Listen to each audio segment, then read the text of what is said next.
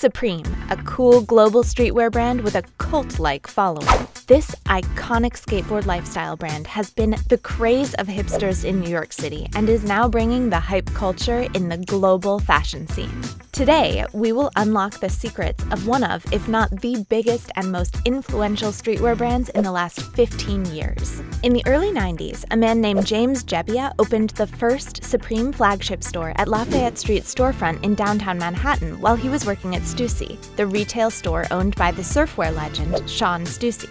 Then, in the late 90s, Supreme opened 3 stores in Japan as a result of its partnership with a Japanese businessman. Fun fact, did you know Jebbia was not even a skateboarder? But he managed to run one of the world's most successful skateboard lifestyle brands. How? By seamlessly weaving the brand's 4 C's in all its initiatives, be it in product development, business partnerships, and sales and marketing, which we will unravel in a bit. Supreme was inspired by the skateboarders in the area as Jebbia was drawn to their edgy and cool fashion style. And that leads us to the first C, cool. Supreme's success is mainly due to its cool factor. It is a brand that appeals to a certain niche of consumers and has continuously maintained a relevant presence in popular culture. There is no doubt that Supreme is and always will be successful.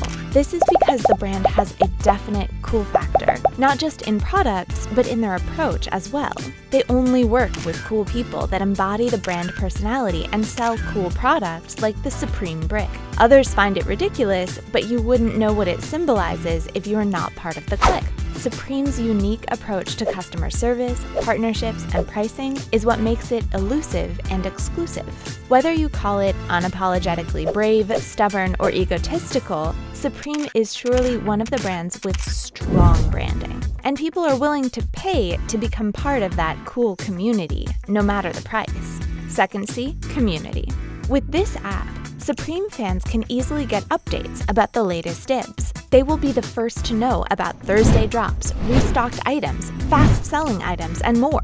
They can even join giveaways, meet new people, and communicate with the Supreme community. Prior to the release of the app, Supreme has always been loyal to the skateboarding community by producing films that shed light on the sport, such as Cherry in 2014 and Blessed in 2018. They have also kept their bond with teen rebels and artists, which paid off in the long run. In fact, the first Supreme store that we talked about in NYC was designed widely open, so customers could skate into it. It was a cult house for skateboarders, teen rebels, and artists of all kinds. And Supreme worked hard to keep that bond and that vibe going until it became profitable in the long run, as we are witnessing today. Fast forward to 2002, the first fruitful collaboration with Nike led to the release of Supreme Blazer SB sneakers in 2006, which Kanye West wore at a Grammy event. And that is just the beginning of the Supreme craze. Yes, collaboration is the third C. Collaborations. A collection of every Supreme produced sold for $800,000 at a Sotheby's auction in 2019. And the most interesting of all is that a luxury brand like Louis Vuitton collaborated with Supreme. Now that is a power influence only Supreme has. Strategic collaborations with other brands have been a major source of growth for Supreme. Its partnership with Louis Vuitton, Kangol, Emilio Pucci, Anti-Hero Skateboards, New Era, True Religion, A Bathing Ape, Nike, Fox, Vans, The North Face, Spitfire Wheels, Champion, Stussy, Comme des Garçons, Timberland, Lacoste, Thrasher Magazine, Independent Trucks, and many others have led to Supreme's success. The idea for these collaborations came from James Jebbia, who noticed that his customers were frequently mixing luxury brands with Supreme gear. It was then, when it hit Jebbia, that shoppers wanted to purchase high and low by mixing Supreme apparel with brands like Louis Vuitton. Since its early days, Supreme has collaborated with other brands, but it was a collaboration with designer brand Comme des Garçons in 2012 that was one of the first that significantly increased the brand's exposure. Even celebrities, musicians, artists, and creative talents promoted the brand. Icons in the hip-hop culture like A$AP Rocky, Tyler the Creator, and Kanye West have definitely influenced its growth. As more hip-hop fans saw their favorite performers wearing Supreme, the company's popularity grew. Kanye's Supreme Blazer SB was sold for $150, but spiked immediately at $800 on resale after he was spotted at a Grammy party wearing one. The same thing happened when Tyler, the Creator, wore Supreme's sweatshirt in a music video for She. The price for that same sweatshirt scaled to $3,500. And just like that, people went gaga over anything Supreme. You would see people lining up for hours just to get their hands on their items every time they had a new product release. People around the world continued to recognize it more, and its presence became stronger in the fashion industry, which made Supreme the Menswear Designer of the Year 2018, as awarded by the Council of Fashion Designers of America. As of 2020, VF Corporation acquired Supreme at $2.1 billion. Despite its growing fan base, Supreme has remained in control. That leads us to the last, but not the least, C, which is control. Fourth C, control. Supreme has mastered the art of control in all aspects, from production, store opening, product releases, and marketing. It is low-key in advertisements, events, and interviews. It never exhibits at trade events and is only officially available through its stores or online. It has built its reputation as a brand that is both exclusive and mysterious. The brilliant 11 a.m. Thursday drop, or controlled release of products, has created an illusion of scarcity. It creates FOMO by making them seem unattainable to regular shoppers. Even though James once said that Supreme is affordable and won't ever produce anything labeled limited, the limited quantity of production signals scarcity to consumers.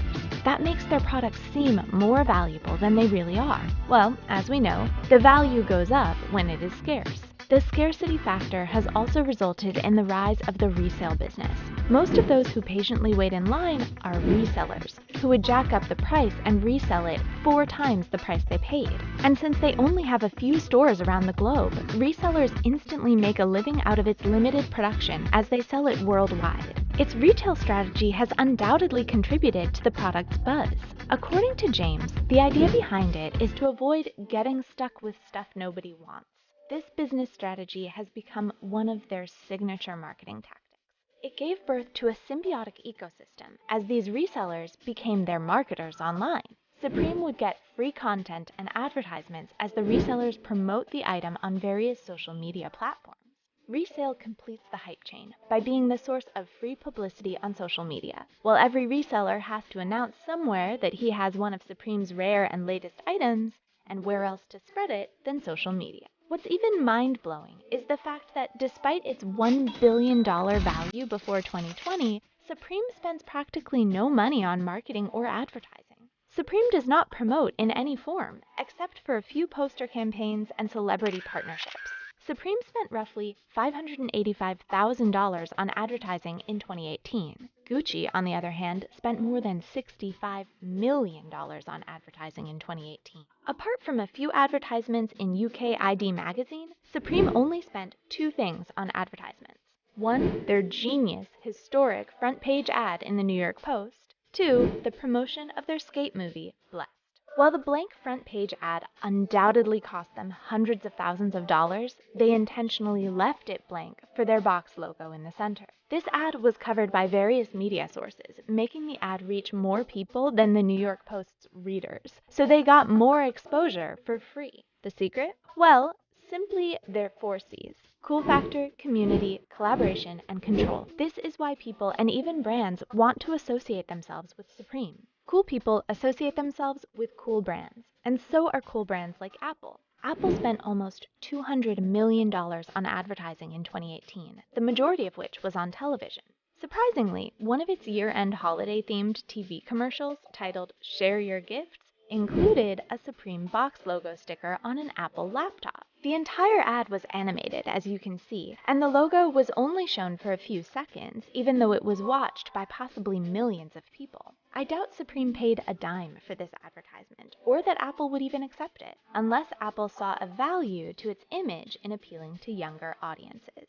To put it simply, Supreme's marketing strategies that target young audiences were so effective that they resulted in free indirect advertisement campaigns. So if other brands or companies want their products to appear cooler and attract younger audiences, They just need to put a Supreme logo sticker on them. Basically, Supreme has been receiving free publicity despite its quiet nature and low-key marketing. This became a problem when their imitators, such as Supreme Italia, their most notorious knockoff, went all out in the marketing initiatives. They even partnered with Samsung and made it seem like they were the original Supreme. This was when the original Supreme NYC publicly condemned it as an illegal counterfeit. They even went to legal battles to secure their European trademark. Supreme's trademark saga was a long legal battle that Supreme NYC lost at first, but it was eventually given them in 2020. The court has granted them their trademark registration in Europe and recognized Supreme NYC as the original cult brand. The hype around Supreme won't fade out in the long run, and it's all thanks to their brilliant long-term marketing strategy that is always pursued to preserve the brand's value. All of that required strong control and resistance to greed, which is the trap all brands fall into, except Supreme, of course. We hope you've enjoyed this video. There's always more if you hit like, share, and subscribe. Goodbye for now.